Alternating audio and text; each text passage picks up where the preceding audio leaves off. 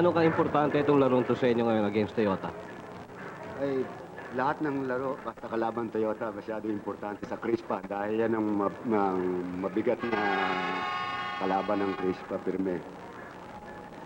Hindi, Coach. Kanya ako rin naitanong yung, alam ko talagang kahit kailan kayo maglaban ng Toyota, talagang importante para sa Crispa. Kanya ako rin naitanong yung gaano ka-importante dahil ang posisyon nyo ngayon medyo parang you really have nothing to lose except of course prestige, no? Which means na matatalo kayong tatlong diretso.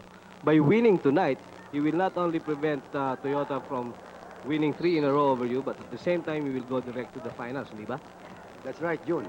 Yan ang isang kailangan namin, itong laban na to dahil pagka matalo pa kami, na pangatlong talo na sa kanila, tatabla pa sila, magkakaroon pa ng playoff para doon sa number 2 slot na kailangan namin dahil mahirap ngayon na sabihin mong hindi ka mabay at lalabang ka pa sa isang team na either number 3 o number 4, number 5, number 6 na unit 2 out of 3 lang.